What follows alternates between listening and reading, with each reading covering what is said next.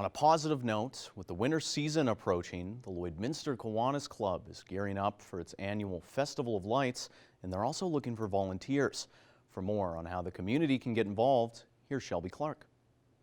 Joining us today for Primetime Local News is Vera Gallant with the Lloydminster Kiwanis Club, and we're here to speak about the annual Festival of Lights event coming up in November. Thank you so much for joining us today.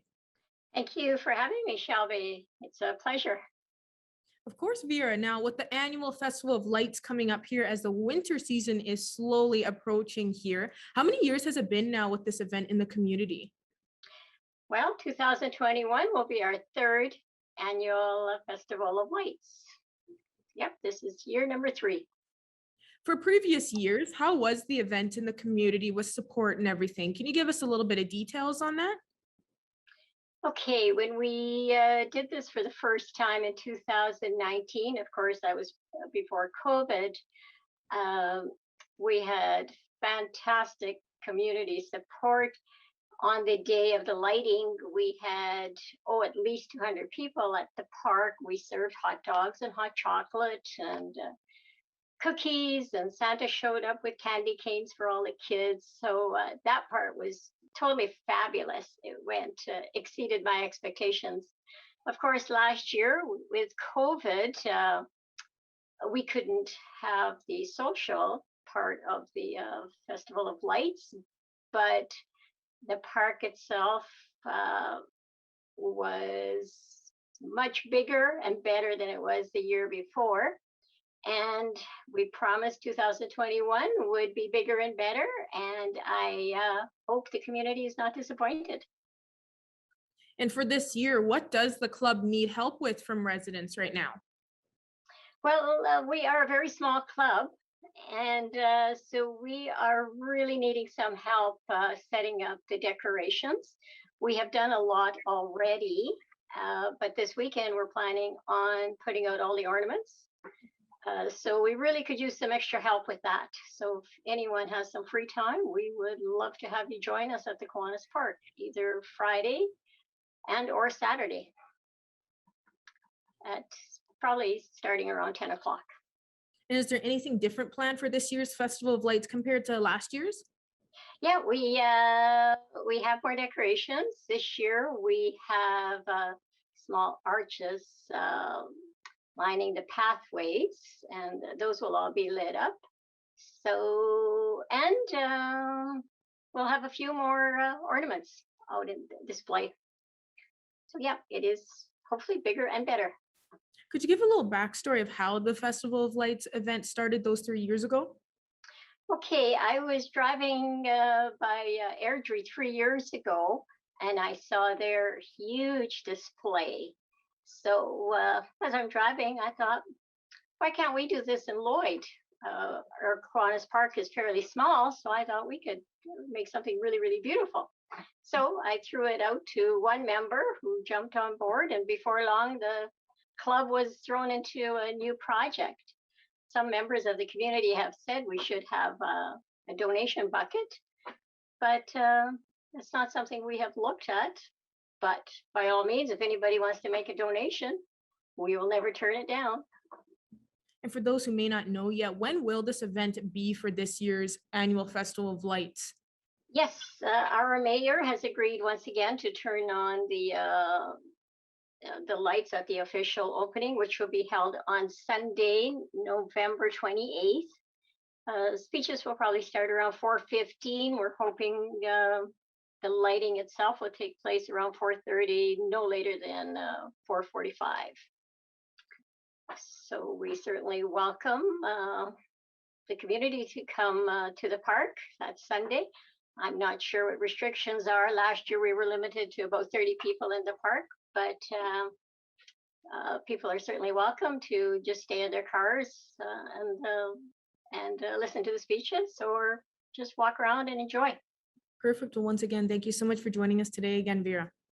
Thank you, Shelby. Have a great day. Today we got our first snowfall of the season, and even though it wasn't much, the city of Lloydminster is getting prepared for when we do get more snow. We won't be needing them today, but Mayor Gerald Albers says city teams are currently working to get equipment such as snowplows and sand trucks transitioned over for the winter season.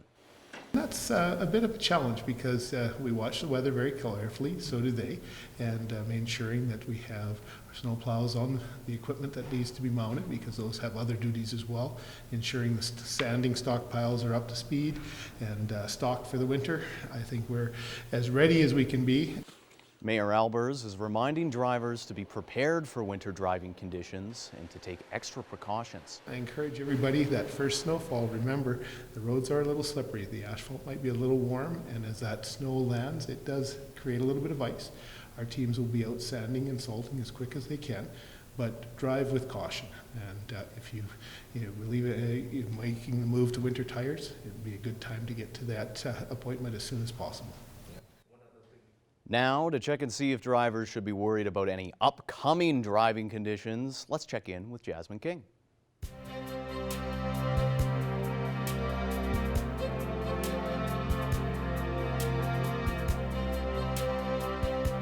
Thank you, Tate. Now, we won't be too worried about driving conditions here in the border city, but later on in my forecast, I'll tell you a bit about what areas should be prepared for overnight. But currently, we are sitting at -1 here in the border city, and we didn't have too strong of winds today, but still that wind chill is at -7. So again, we didn't really see much snow last night, but we did see a little bit, so we can at least say now that we've had our first snow of the season. But right now around the region, we can see that it's -1 in Marwayne and St. Paul and Lac La Biche, in Wainwright and Vegreville. It's sitting at 2, and then Cold Lake is at -2 currently. And as we look over at the Saskatchewan side, Macklin and Provost are at 3 degrees.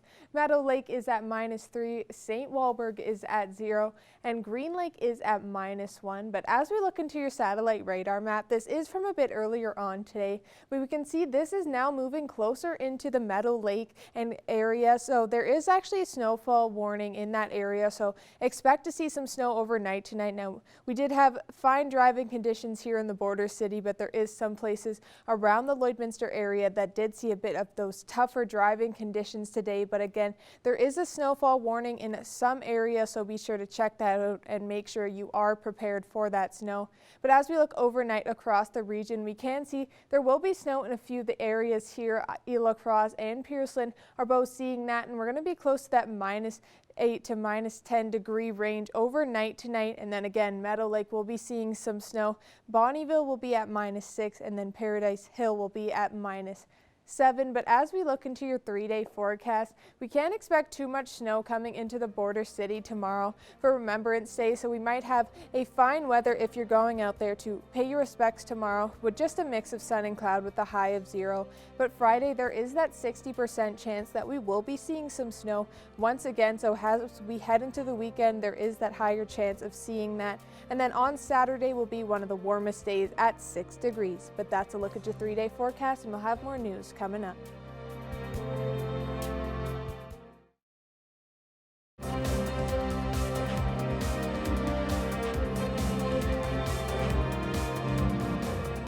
Welcome back. With Remembrance Day tomorrow, some locals are honoring veterans in a unique way. Here's Josh Howerluck with the details. Today, I'm joined by Nicole Carter, organizer of Sweat for a Vet, to talk a little bit about what they're going to be doing for this year's Remembrance Day. So to start, could you maybe tell me a little bit about the Sweat for a Vet program? Okay. It's an at-home workout for people to participate in. You choose to honor a special veteran in your life, or maybe a hero that you've always had that's a veteran. You spell their name, and with each letter of their name, there's an associated exercise, and you complete the exercise. You repeat as many rounds as you want to, less for a beginner, or if you want to keep it lighter, more if you want to work a little bit harder.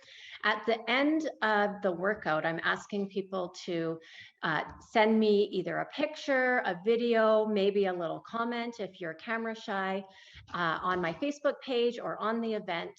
I have an extra beaded poppy that I'll be donating to somebody that participates and uses the hashtag Sweat for a Vet, YLL for Lloydminster.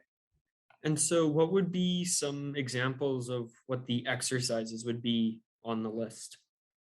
They're all body weight exercises. So if you don't have equipment at home, you can still participate. So things like push-ups, lunges, squats, some wall sits. You have the option to add weight if you want to make it a little bit harder, but there's no equipment necessary for any of the exercises.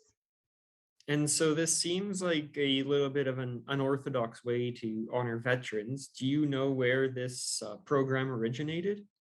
This is the first time I'm trying to host an event like this. I used to live in Cochrane, Alberta, and they hosted their first Sweat for Event last year. So that's where I became aware of it. When I did some research online, you do see a lot more Sweat for a Vet events going on in the United States. And so specifically, I found some ideas from the Tough Mudder Boot Camp. Their bootcamp.com is where I found and am using the same workout. And so is this an event that people have to register for, or can they just go out and do it whenever they want? Do it when you want. When I created the Facebook event, I had to choose a start time. So I chose 9 a.m. But there isn't a specific start time because people are participating at home when it's convenient for them. I just ask that at the end of the workout, if they are interested in winning a beaded poppy, that they send me that picture, comment, or video. Use the hashtag #SweatForAVet_YLL. And enjoy their workout that day.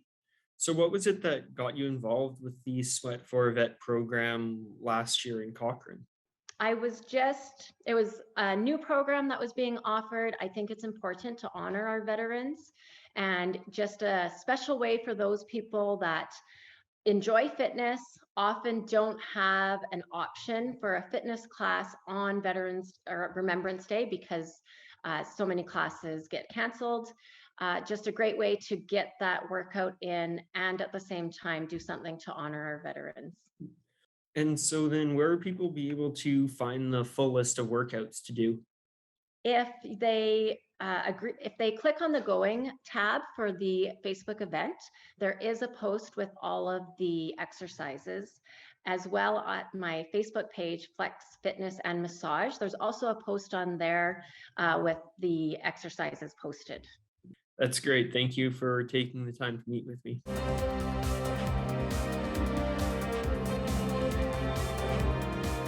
It's a contest designed to celebrate the work of farmers, and now it's returning for a second year. Our Jillian Code has more. Peanut butter and jelly, cookies and milk, hot chocolate and marshmallows. Some things just go well together. Agriculture for Life has made a contest out of our favorite pairing, farmers and flannel. So we decided to do flannel because, flannel's been around since the 17th century. So, and farmers used to wear it to protect themselves from the elements. Take in any agricultural event and you'll find lots of it. The closet of almost any farmer will feature a piece or two of the fabric. Agriculture for Life first held the contest last year and decided to bring it back for round 2.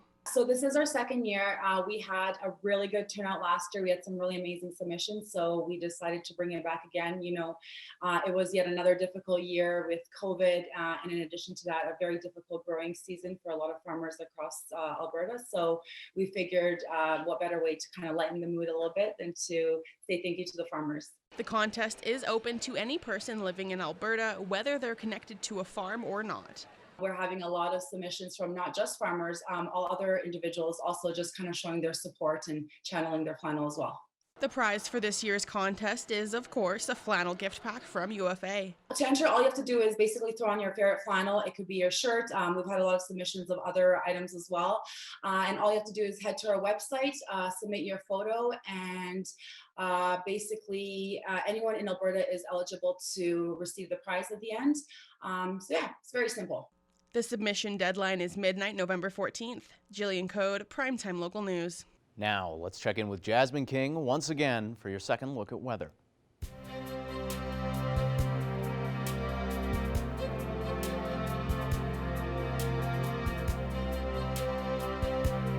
Thank you, Tate. Yes, taking another look at your weather forecast. We are at -2 here in the border city, and as we look onto the Alberta side, they all are sitting around that 5 to 4 degree range, such as Rocky Mountain House, Edson, and Whitecourt are all at 5, and then Jasper and Red Deer are at 4. As we look over to the Saskatchewan side, Saskatoon and North Battleford are both at -2.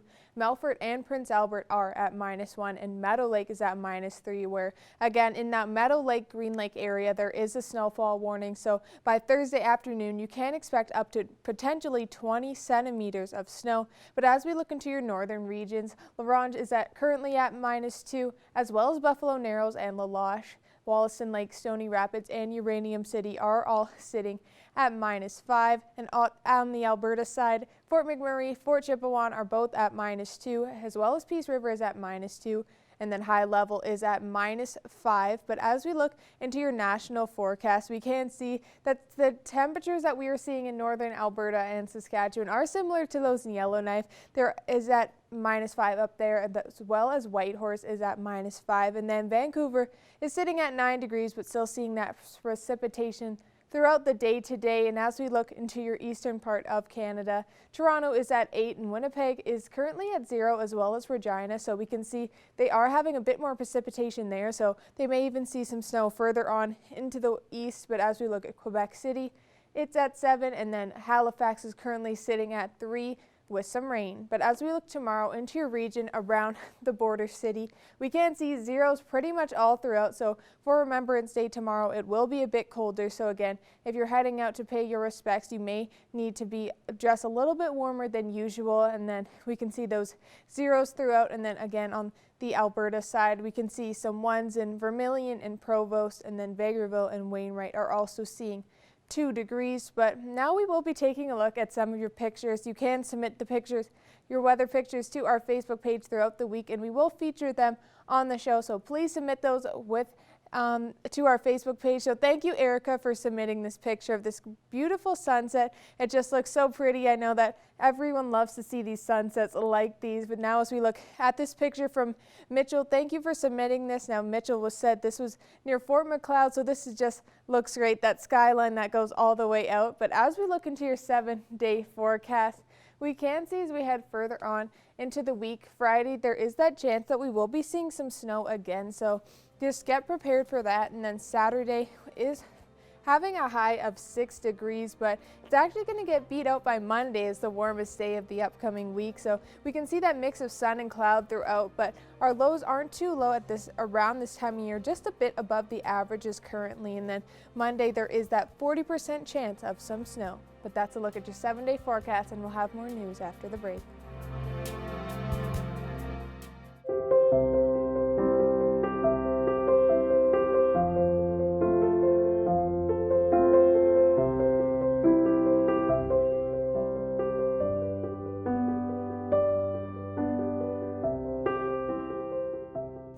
Stephanie Dobson joins us again this week. Stephanie is a lawyer and mediator with Hankin Divorce Law and Mediation here in Lloydminster. And we're back for another segment of Healthy Thriving Family After Divorce. So Stephanie, this week we are going to tackle the subject of children's education when parents are going through the divorce or separation process. So what type of decisions would parents be looking at making when it comes to education if they are going through this process and they're trying to work to get their children their education? So the first thing that parents will typically do when they separate is to start building a parenting plan. And within that parenting plan, we usually have to look at decision-making responsibilities. We used to call it custody, and now we call it decision-making responsibilities. And so in your parenting plan, usually you'll either put that decision, their sole decision-making responsibility to one parent, or joint decision-making responsibility to both parents between them. So one of the things you want to specify is how those education decisions specifically will be made. So I'll just give you some examples because of course on the whole we can say education decisions, but then what does that really mean?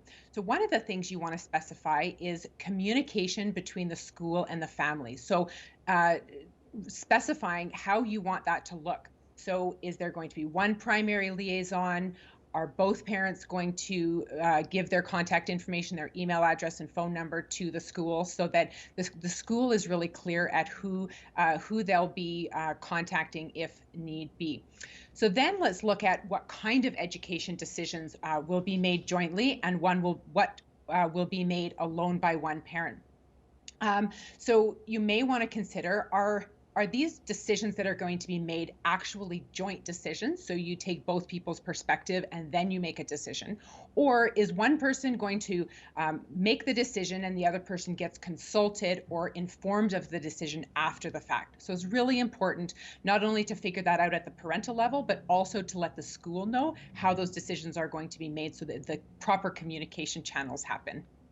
Ideally, Stephanie, how can parents going through separation and divorce support their child's education?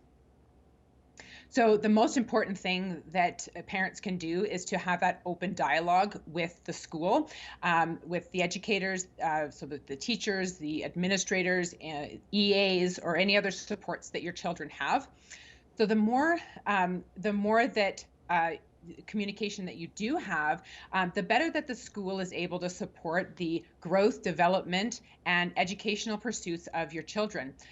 If the educators know that there's conflict at home, or if your children are having a rough time getting into that new routine for newly separated parents of moving between homes, or they're having difficulty adapting to something, then the educators are there to be able to support your children during their school day. Do you have any recommendations for the type of communication that separated or divorcing parents should have with their children's educators?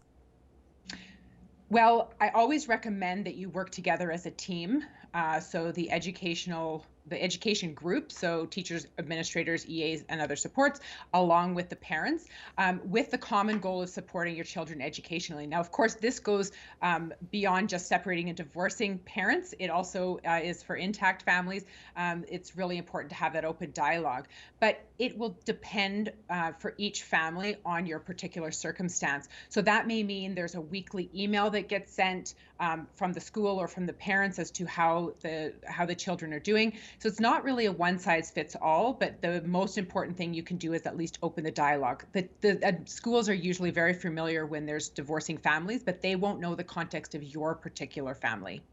What if there's been one parent that's kind of been the sole communicator with the schools for this entire time, and now all of a sudden the process of separation or divorce is happening? How does that impact that? Well, it's not uncommon that while you're a one household intact family, that there is one parent who naturally takes the lead on education communication with the schools. But once there's a separation that's occurred, that's not necessarily the way that things will continue. And so quite often the roles will shift. And what sometimes families find is that if one parent's been the liaison, then the person who hasn't naturally been the liaison now wants to become a liaison with the school, and now wants to become involved with the decision making and really communicating. And so that can certainly be frustrating to the parent who used to do it all the time, but it's really important to be open to that if both of you are joint decision makers with respect to the children. All right, Stephanie, well, thank you so much for joining us once again, and we will be back to chat with you again next week. Thanks, Stacey.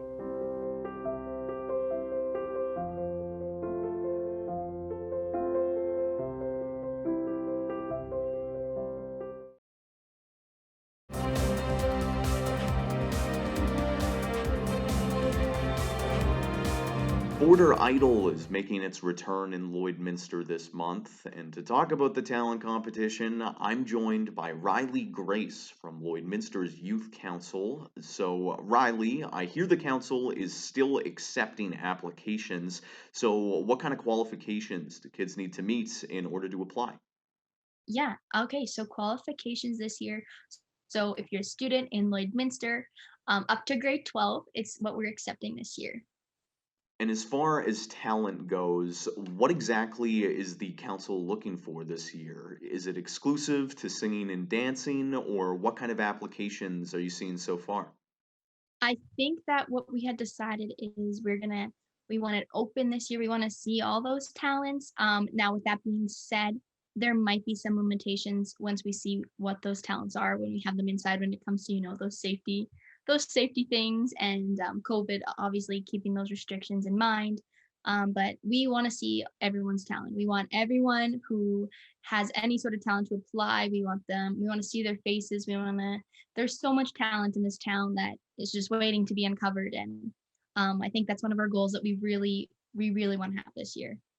And the council is also using this event as an opportunity to talk about mental health awareness. So could you just touch base on how you plan to do that? You bet. So we do have our mental health video from last year that we made, our new one. It's our We're in It Together video.